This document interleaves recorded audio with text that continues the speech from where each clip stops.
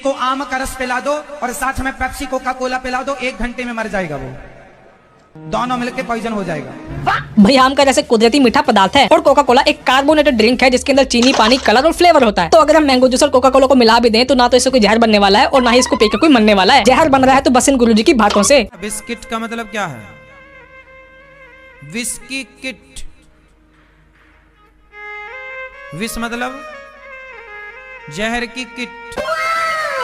इन गुरुजी को जहर बनाने का कुछ ज्यादा ही शौक है। ये हर एक चीज का कनेक्शन सीधा जहर से जोड़ देते हैं। आम जनता बिस्किट बोलती है, बिस्कुट बोलती है, बिस्किट बिस्कुट, पर ये भारत के पहले ऐसे बंदे हैं जो कि बिस्किट को विस्किट बोलते हैं। और इनका लॉजिक ये है कि जिस भी चीज के नाम में विष आता हो उसके अंदर कंफर्म जहर है। तो इस लॉजिक के हिसाब से तो हमको किसी के ऊपर विश्वास भी नहीं करना चाहिए। हमको कभी भी कोई विष नहीं मांगनी चाहिए क्योंकि इनडायरेक्टली हम जहर मांग रहे हैं। क्या बात कर रहे हैं? और तो और हमको कभी भी बिस्लेरी का पानी नहीं पीना चाहिए क्योंकि बिस्लेरी के पानी में जो विष है वो सबकी जान ले रही है।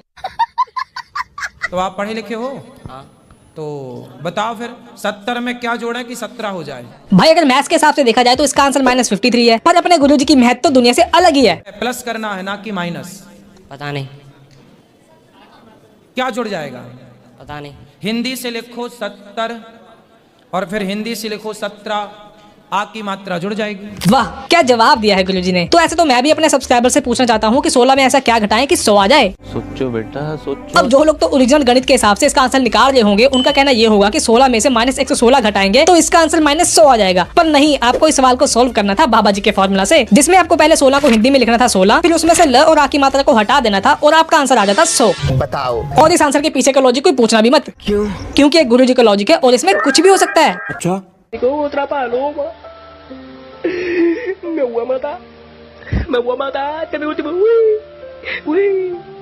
तो भाई इन गुरुजी को क्यूट बनने का कुछ ज्यादा ही शौक है। ये कोई भी मौका नहीं छोड़ते कैमरे में क्यूट बनने का। कभी ये सीढ़ियों से स्लाइड करते हैं, कभी खिलौनों से खेलते हैं और कभी कभी ऐसी बचकानी हरकतें करते हैं जिनको देखने के बाद टाइगर श्रॉफ भी इनको ये कहे, छोटी बच्ची हो क्या? इन गुरुजी की ऐसी हरकतों को देख के इनको हल्के में मत लेना क्योंकि ये गुरुजी इतने अंतर्यामी है कि ये दूसरों की छोड़ो खुद की मौत पे आने वाले यमराज को ये साक्षात अपनी आंखों से देख सकते हैं। आज मैंने देखा कि मेरा समय पूरा हो चुका था।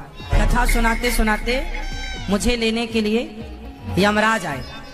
भगवान हमें लेकर जाने लगे तो भगवान ने खुद कहा कि इन भक्तों से कुछ कहना चाहोगे? मैंने कहा प्रभु, जिन जिन भक्तों ने गौरी गोपाल आश्रम की सेवाओं के लिए 1 रुपया भी दिया हो उनका उद्धार होना चाहिए, उनकी सदगति होनी चाहिए। वाह क्या एक्टिंग कर रहा है। वैसे गुरुजी यमराज आए थे कि नहीं आए थे ये तो हम सबको पता है, लेकिन अपने मासूम भक्तों से डोनेशन मांगने का तरीका थोड़ा कैजुअल है। भगवती मेरे बटन बंद किया करती 3 दिन बाद तक का याद है मुझे। तो उंगली पकड़ के भगवती ने मुझे चलना सिखाया है। जब मैं छोटा सा था ना, तब अगर किसी को भी मैंने बोल दिया कि जा तेरी मृत्यु हो जाएगी, वो 1 दिन से ऊपर जी नहीं पाया करता। हाँ आज भी होता है। डॉक्टर बोल रहा है कि तेरे बेटा नहीं तेरी बेटी होगी, जा कर ले कुछ भी कर ले, तो वो बेटी होगी। अगर बोल रहा है कि ये चीज होनी है तो वो होगी। तो ये बचपन से। पहली बार में देखने में तो मुझे ये राजा ब्लॉग्स के कोई दूर के रिश्तेदार लगे, पर मुझे ये समझ नहीं आ रहा कि मैं इनको बाबा बोलूं कि भाभी। ये समस्या है रे, क्या बोलने का। फिलहाल अभी के लिए बाबा बोलते हैं। तो इन बाबा जी का यह कहना है कि भगवती माता ने बचपन में इनको कपड़े पहनाए। ये क्या बात करता है यार? भाई फेंको लेकिन इतना भी ना फेंको कि लपेटे में ना आए। और ये बाबा जी ये भी बताना चाहते हैं कि जो ये बोलते हैं वो हो जाता है। अच्छा अब इनको कौन समझाए कि उसको शक्ति नहीं बल्कि मनुष्यत्व वाली काली जुबान कहते हैं। जिसको मैं देख सकता था उसको गुरु महाराज देख सकते थे और कोई भी नहीं देख सकता था। लेकिन एक बार क्या हुआ, जगदम्बा माँ और गुरु महाराज एक रूप हो गए। तब मुझे पता चला कि शायद ये अलग नहीं है। तब मुझे गुरु तत्व का रहस्य पता चला और उस समय मेरी उम्र सिर्फ 4.5 वर्ष की थी। 4-5 साल के बच्चे को तो ढंग से ABCD भी नहीं याद होती, लेकिन इन बाबा जी का यह कहना है कि इतनी छोटी सी उम्र में इनको भगवान के रहस्य का ज्ञान प्राप्त हो गया था। नहीं इतना ज्ञान लेके कहाँ जाओगे, बनानी तो आपको रील ही है।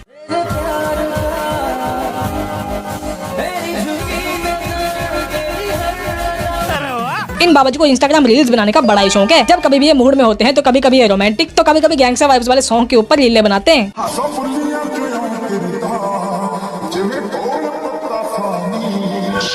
और जब जब इनका मन करता है तो ये अपनी बॉडी के ऊपर टैटू भी बनवाते हैं।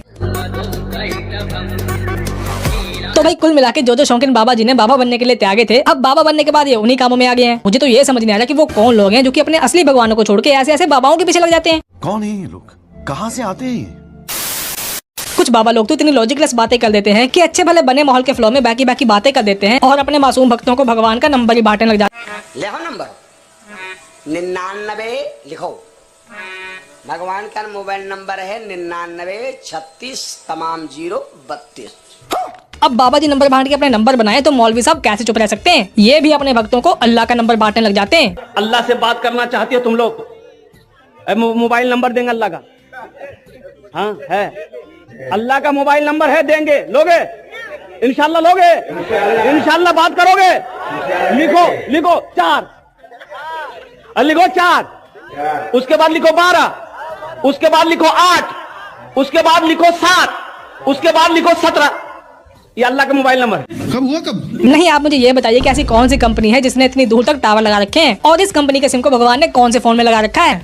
पता नहीं। वैसे तो हम सबको पता है कि यह नंबर गलत है, कोई भी इस पे फोन लगाएगा तो यही रिजल्ट पाएगा। आपके द्वारा डायल किया गया नंबर गलत है, कृपया जांच लें। चलो ये लोग तो सिर्फ भगवान का नंबर ही बांट रहे हैं, पर कुछ लोग तो भगवान के नाम पे सरकारी नौकरियां भी बांट रहे हैं। पवित्र आत्मा ने मुझे कहा, जिनके नाम MNRS TLK से हैं, आपके लिए गवर्नमेंट जॉब के डोर खुल रहे हैं। नहीं गुरुजी, मैं ये पूछ रहा था कि जिन लोगों ने सरकारी नौकरियों के फॉर्म भरे भी नहीं और जो लोग 10वीं फेल हैं, क्या उनको भी नौकरियां मिल जाएंगी? इतनी तो इंडिया में सरकारी नौकरियां भी नहीं है जितने आपने अक्षर और उस अक्षर के नाम वाले बंदे गिना दिए। कह रहा हूँ जिनके नाम GNRS PKL से हैं, मैं कह रहा हूँ A से हैं, D से हैं, B से, ये ईस्टर पर आशीष है, आपके गुड न्यूज मिल रही है फौरन जाने के लिए। लेकिन गुरुजी मैं ये पूछ रहा था कि जिन लोगों के पास पासपोर्ट ही नहीं है, पैसे ही नहीं है, तो क्या वो भी चले जाएंगे? जितने नाम के आपने अक्षर गिना दिए उतने में तो अपना आधा देश चला जाएगा। और अगर इनमें से कोई बंदा फौरन ना जा पाया तो वो आपकी ये बातें सुन के आपके पास आएगा जिनको बाहर भेजने में आपका घर जाएगा इसमें।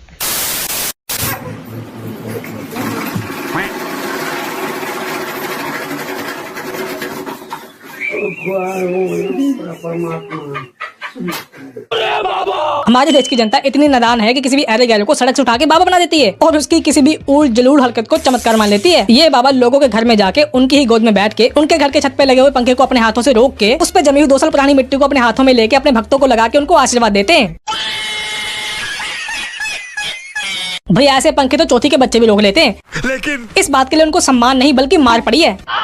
इस बाबा को बाबा और इनके चमत्कारों को मैं तभी मानूंगा अगर ये फराटे पंखे का पंखा अपने हाथों से रोक के दिखाएं। लेकिन ये बाबा जी कभी भी ऐसा नहीं करेंगे क्योंकि उनको पता है कि ऐसा करने से इनका हाथ, इनकी उंगलियां, इनका करियर और इनका घर जाएगा इसमें। तो चलो भी आज की इस वीडियो को यहीं पे खत्म करके मैं अभी अपने घर जा रहा हूँ। वीडियो अच्छी लगी हो तो लाइक करना, शेयर करना, चैनल को सब्सक्राइब करना। अब हम मिलेंगे अगली वीडियो में।